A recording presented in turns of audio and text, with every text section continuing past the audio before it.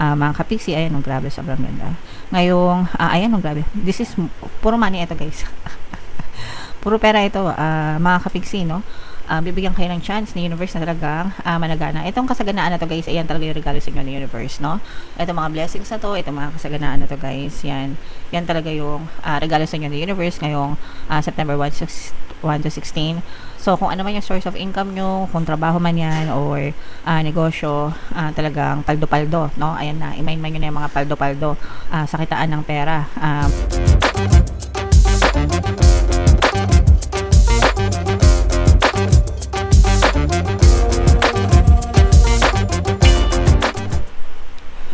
Hello guys, hello Capricorn, welcome back to Pinoy Pixie Tarot. Ang pamagat ng episode natin for tonight is first half kapalaran ngayon September 1 to 16, 1 to 15 mga kapiksi para sa Capricorn, Sun, Moon, Rising sign and Venus. Unahin natin tong deck na to, guys. Tingnan natin yung mga mensahe sa inyo, paparating sa inyo, guys. We have gift, wow. So congratulations Capricorn. For some of you, maaari kayong makatanggap ng mga aguinaldo, no? Pwedeng aguinaldo from other people sa paligid mo, or this can be a gift from the universe, as in, actually guys, yung mga regalo na natatanggap natin sa mga tao, galing din yun kay universe, mga kapiksi, okay?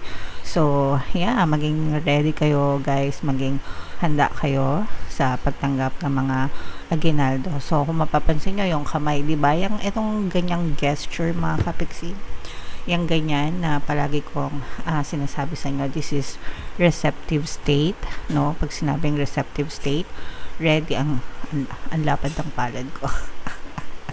Ready to receive, mga kapiksi, okay?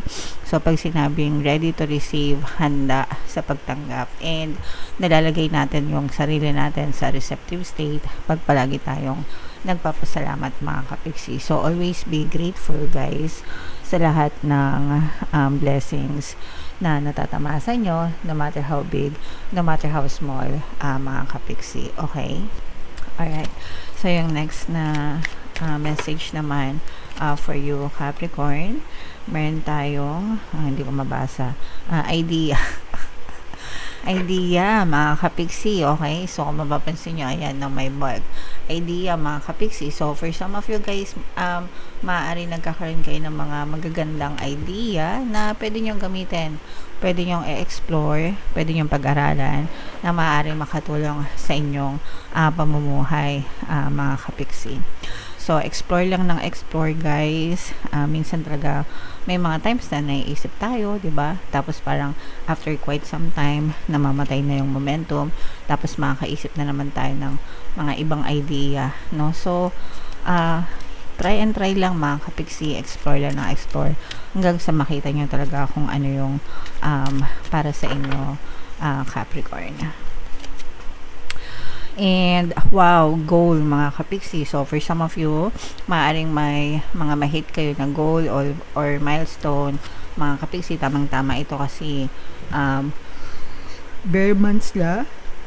So dapat talaga na-hit na natin yung mga goals natin, mga kapiksi, especially kung nag-set kayo ng goals sa simula ng 2025, okay? Alright, so shuffle natin to, guys.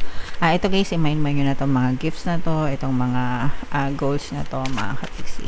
Shuffle natin yung cards, guys. Hanapin natin yung energy ng Capricorn. Habang sinashuffle ko to, panoorin nyo muna yung video natin regarding sa ating paano mag-manifest ng abundance video course. Kapiksi, sawa ka na ba sa mga struggles at hirap sa buhay mo? Masipag ka ba at masikap sa buhay ngunit hindi ka pa rin umaasenso? Ilang beses ka na bang nag-attempt mag-negosyo at mag-invest pero palagi ka pa rin nalulugi? Sa pagkakataon na ito ay maaaring may subconscious beliefs ka na nagiging balakid sa iyong pag-unlad at pagyaman. Introducing, paano mag-manifest ng abundance video course. Dito ay matututunan mong ma-overcome ang mga balakid mo para tuluyan ka ng umunlad, umasenso, sumagana, maging matagumpay, successful at maswerte sa iyong kabuhayan, pera, trabaho, negosyo sa lapi at kaperahan ng bonggang-bongga. Dali, mag-send na ng email sa pinoypixie@gmail.com at simulan na ang iyong pagyaman ngayon. Alright, so sa lahat ng gusto mag-avail ng course guys, naka-flash sa screen nyo. Una, meron tayong paano mag-manifest ng abundance video course. Meron din tayong paano mawala ang third party at magkaroon ng harmonious na relationship. And meron din tayong paano pabalikin si ex revised breakup. Sa mga interesado guys, mag-send lang kayo ng email sa pinipixitaro@gmail.com. So, latag natin yung spread nyo, Capricorn. Sa mga naghahanap ng mga pampaswerte na lucky charms or lucky bracelet guys, may mga items na makikita kayo. Sa comment section ko na lang lagay yung link guys kasi hindi ko na naisuot yung bracelet. So check out nyo na lang guys. So this is both negative and positive mga kapiksi. Meron ditong presence ng earth signs, Capricorn, Taurus, Virgo. At saka fire signs guys, Aries, Leo, Sagittarius. So for some of you guys, maaaring may ganyang element kayo sa inyong natal chart, or you may be dealing with another earth sign at saka another fire sign.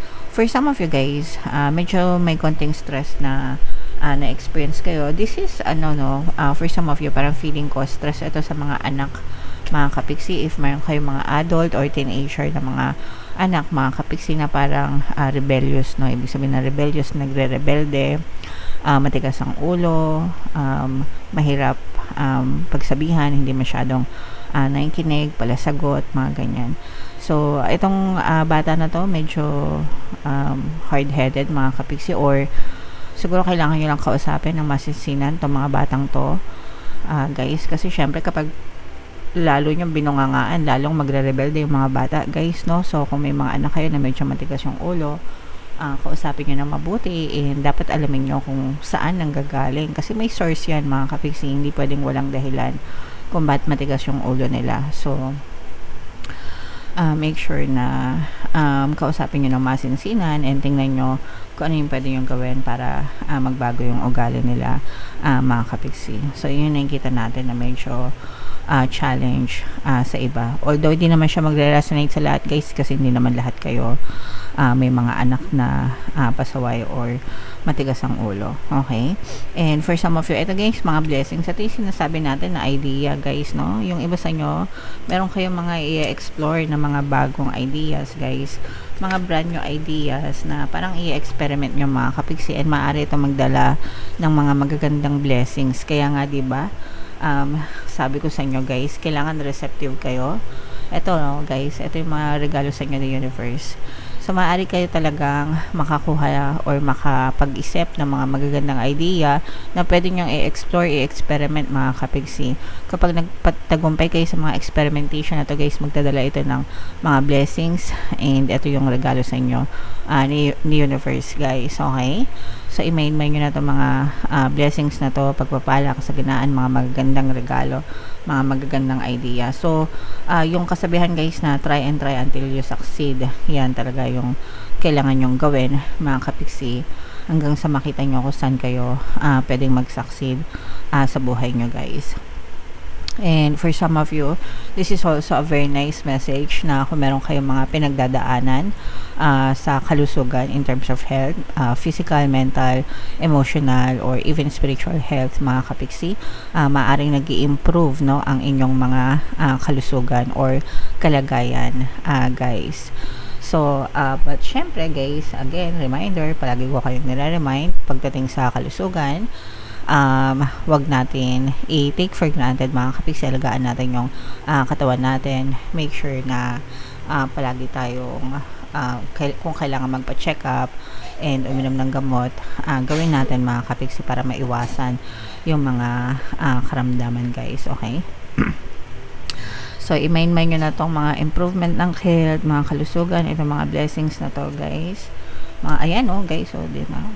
This is abundance of money, wealth, and riches. Bless kayo sa pera, pagpapalain kayo sa pera, mga kapiksi. For some of you, pwedeng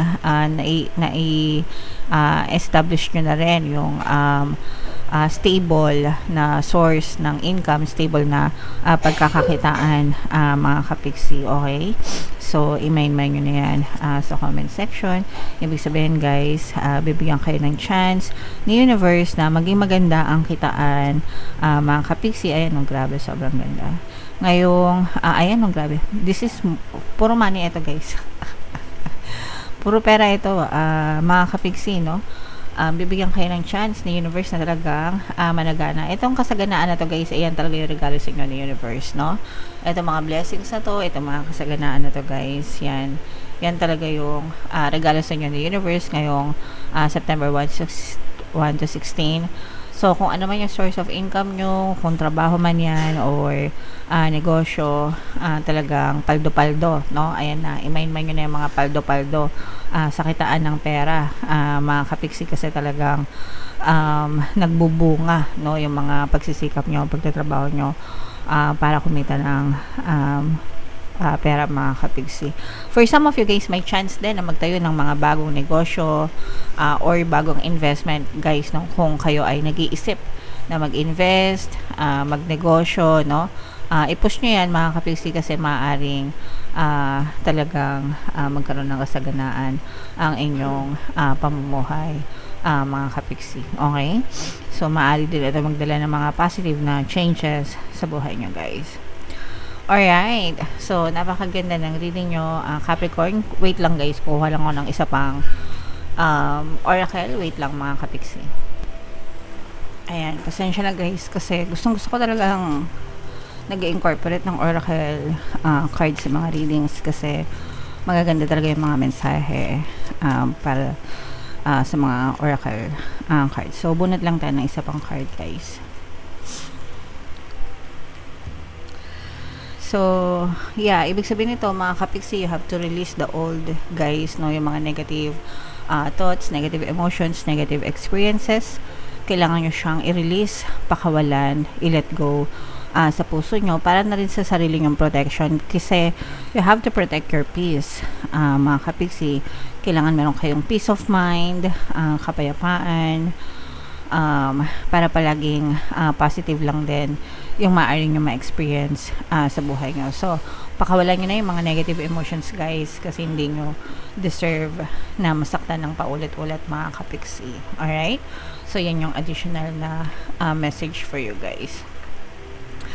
So, comment down below guys if naka-resonate kayo. Again, yung mga magagandang reading dito, yung mga blessings, kaperahan, paldo-paldong kita.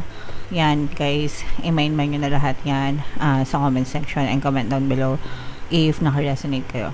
For more tarot readings, ito yung playlist nyo. Ito naman yung ating success stories ng paano mag-manifest ng abundance video course. Click here to subscribe guys. Thank you for liking, sharing, and subscribing. See you next time. I love you all. Have a nice day. Bye-bye.